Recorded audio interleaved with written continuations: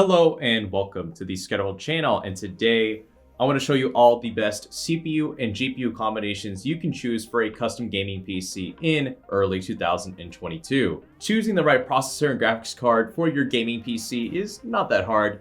It really just comes down to what works with your budget and what offers the features and performance that you're looking for. And fortunately, I've done all the work for you in this video, choosing out 10 different CPU and GPU combinations ranging in price. On that note, if you enjoy value-focused PC gaming content, you might want to subscribe to the ScatterVolt channel.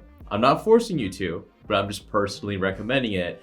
But what I will recommend is giving this video a thumb up. That way it can be recommended more in the algorithm to other want-to-be PC gamers looking to choose the right CPU and GPU combination for their next computer. So let's start with our honorable mention, which is the Ryzen 5 5600G for under $200. Now I know what you're asking, where is the graphics card in the CPU and GPU combination? Well, this comes with one. On the processor end, it comes with a 6-core 12-threaded Ryzen processor that is overclockable, and on the graphics end, it comes with built-in integrated Vega graphics. So if you were to actually install this onto a motherboard and complete a gaming PC with it, you're going to be plugging in your display cable from the motherboard to your monitor, rather where there typically be a graphics card. And this is a really cool solution for those of you who can't afford a graphics card right off the bat, or at least the one that you want, and you just want to pass by with its integrated Vega graphics, which can leave you with some pretty decent 1080p gaming performance. Though when you do have the money for a graphics card, again, this is a 6-core Ryzen processor at the end of the day, and it can hold up to an RTX 3070 Ti or Radeon RX 6800 without any noticeable bottlenecking. So it's a pretty nice stopgap solution if you can't afford a graphics card right now, but want to do some budget 1080p gaming while you're waiting for it. So if you want to learn all the ins and outs of the 5600G, including how to overclock it for even more gaming performance, all of that is covered in my $500 gaming PC build video, which I'll have linked in the description and as a card on screen that'll show you everything you gotta know of how to best use this 5600G. And now we'll get into our first actual CPU and GPU combo for this video, but first I gotta give a thank you to our sponsor, VIP SCD Key. If you're looking to activate Windows 10 Home, Pro, or 11 on a brand new or existing gaming PC, look no farther than VIP SCD Key. They're the site that I went to activate the Windows 11 installation that I had on my $700 gaming PC build guide that I produced recently, and it only costed me $23 to purchase one of their keys, including my discount code VIP Scatter, and that was all activated on that PC within a matter of like about 2 minutes, so not that long. So if you want to check them out, I'll have a link to their website and my discount code at the top of the description. All right, so for $300, I recommend getting an i3-12100 or i3-12100F and the Radeon RX 6500 XT. And this will be great for entry-level 1080p gaming performance, anywhere from medium to ultra settings, depending on the game, from 60 to 144 frames per second. And if you want to get a really clear picture as to how well this CPU and GPU combination performs, check out my $700 gaming PC build guide, where I benchmarked this graphics card and a very similar processor to this one. And there you can get a really nice idea of what 1080p gaming performance is possible with this budget CPU and GPU combo. Anyways, there is one con to this CPU and GPU combo, and it's that the 6500 XT doesn't come with a built-in decoder. So if you wanted to do any game recording or streaming with the 6500 XT, say on AMD Relive, you can't do that. But that is why I'm giving you two options for the CPU, that being the 12100 and 12100F, because one includes integrated graphics and the other doesn't.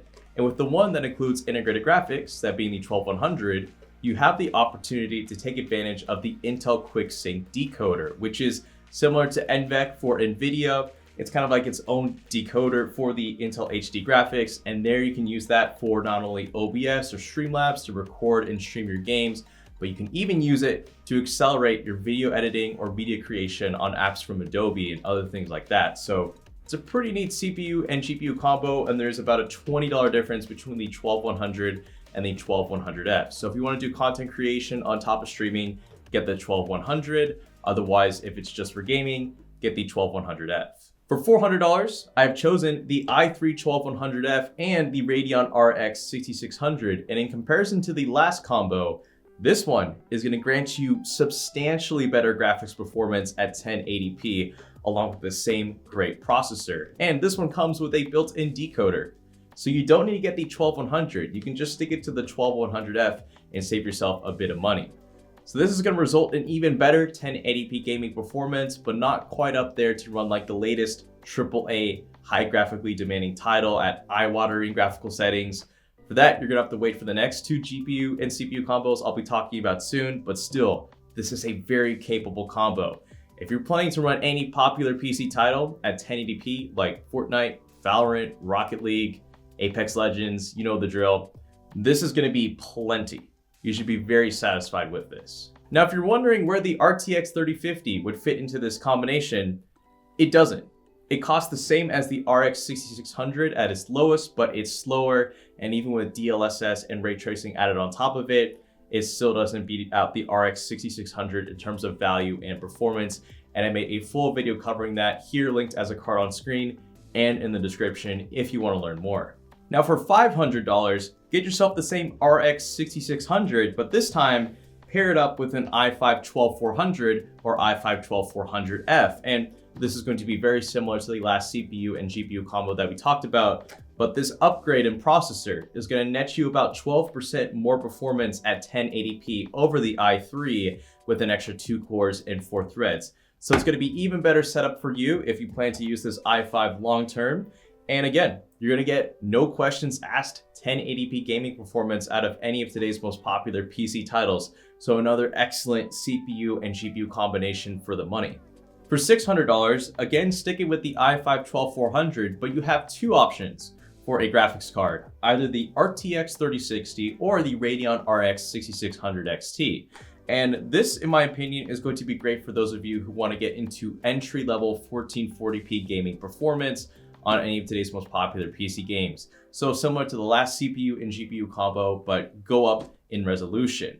Now, if you're wondering which of these two graphics cards should I choose for my system, well, at least for the RX 6600, it is less expensive than the RTX 3060. I believe at its lowest point, it is up to $60 less. But in terms of gaming performance, the 6600 XT is just barely faster than the RTX 3060. However, the 3060 comes with 12 gigabytes of VRAM and support for better ray tracing and DLSS. So if it were me, I would choose either one of these cards depending on which one is on a hefty discount on the day that you're speccing out your system. If the 3060 is on a really good discount for below $450, definitely choose it. But if the RX 6600 XT is well below $400, I would choose this card. Both of these are pretty on par and both offer a good amount of features and performance, just this one is cheaper than this one. Now for $700, again, stick with the same i5-12400, but now you can choose either between a 3060 Ti or RX 6700 XT. And don't worry, the i5-12400 here is still going to be able to fully utilize either of these graphics cards.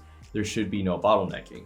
So this is going to be for no questions asked 1440p gaming. Any game you want to run at that higher resolution, these two cards should be able to do it quite well at a high frame rate, which will be a pretty big step up from the last CPU and GPU combo that we talked about. Now, if you're wondering between which of these two cards to choose, I would look at the 6700 XT a little more so than the 3060 Ti because it costs $70 less on average, all the while being about the same in terms of 1080p, 1440p, and even 4K gaming performance. These two cards are pretty evenly matched, even though the 6700 XT does cost a bit less. However, this time around, this card only comes with 8 gigabytes of VRAM, and this comes with 12. And if you're spending this much on a CPU and GPU combination, I like to think you'd be getting a card with above 10 gigabytes of VRAM. So for being much less than the 3060 Ti and offering more VRAM up front and being basically the same in terms of performance, I look more so to the 6700 XT for a $700 CPU and GPU combo. Now for $800, once again, stick it with the RX 6700 XT in my opinion, or the 3060 Ti if it's on a good discount. But this time, upgrade your processor to an i5-12600K or 12600KF. And this will net you even better gaming performance. Now with a 6-core processor with an addition of 4 E-cores, since the 12400 is just straight up 6 cores, but the 12600KF is technically a 10-core processor, so even better for gaming performance if you want to keep a CPU for the long run. Now for $1,000, stick it with the i5 12600K or 12600KF, but for the graphics card, you can either go with an RX 6800 or a GeForce RTX 3070 Ti. So this will be, I think, ideal for ultra-wide 1440p gaming performance if you plan to pick up, say, a 34-inch gaming monitor, and that should be able to fully utilize that resolution while staying at a fairly high frame rate. As for between the two cards though, and the 6800 and the 3070 Ti, the 3070 Ti here is actually less expensive than the 6800. However, it is noticeably slower across the board. Not to mention, you're playing with a card with 10 gigabytes of VRAM versus a 6800 which has 16 gigabytes of VRAM. So I'd say if the 3070 Ti is on discount for below $700, I would choose that card. Otherwise, if the 6800 comes anywhere near or below $850, I put my money on this just for that extra VRAM and better 1080p, 1440p, and 4K gaming performance, all the while maybe running a little bit cooler. Actually, don't quote me on that. It depends on the cooler, on the graphics card itself.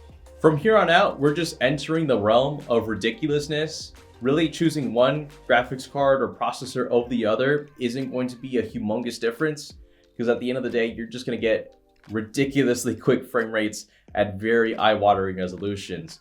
But just to continue the trend, for $1,200, you could either go with an RTX 3080 10GB graphics card or a Radeon RX 6800 XT paired up with an i7 12600K or 12700KF. So you're getting a bump in terms of the processor to an 8-core 4E-core processor with even better gaming performance and probably better longevity with those extra cores, now with even faster graphics cards. Now between the 6800 XT and 3080, I'd actually have to put a little bit of emphasis on the 3080 because not only is it on par with the 6800 XT, this is a bit quicker at 4K. If you wanted to do a bit of 4K gaming on, say, this $1,200 CPU and GPU combo. Now to close out the video at $1,500, and you really shouldn't be complaining about PC performance at this point. You're getting close to the best of the best. I'd go with a Radeon RX 6900 XT, and for the processor, either an i9-12900 from Intel or a Ryzen 5800X 3D. So I would only consider that Ryzen option, since it is technically the best gaming processor out there, if you already have an X570 motherboard lying around or if you have one from a friend, just because its gaming performance is the best for a realistic price. Though the i9-12900 is on a newer platform that can support DDR5, which you probably care about if you're spending $1,500 on a CPU and GPU combo. So I'm giving either a choice, but if you're building something from scratch, you're probably going to want to go with that i9 since it's a new system.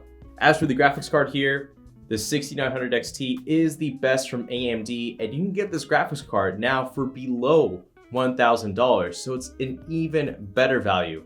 And this is meant to go up against the 3080 Ti, 3090, and in some cases the RTX 3090 Ti, but those higher end NVIDIA cards are still way overpriced, and this is just chilling below $1,000. So for a $1,500 CPU and GPU combo, this is the zenith for what AMD can offer, and you can get it for an excellent price right now. I would only consider the competing NVIDIA option, the RTX 3080 12GB graphics card, if you really care about ray tracing in your games, if you're one of those people, or if you're a serious content creator who's using CUDA supported applications day in, day out. And I mean day in, day out. Otherwise, the 6900 XT purely for gaming would be my choice. Ooh, but with all of that, and I have a lot of graphics card and processor boxes scattered across the floor, you can't see it in frame, that is the end of today's video. So if you enjoyed it, definitely give it a like because you made it to this point in the video. I think you probably like what I've produced so far, and do consider subscribing because there is more content coming out on the ScatterVolt channel that'll be high quality and informative just like this. So with all that said, thank you so much for watching, and this is the ScatterVolt channel signing out.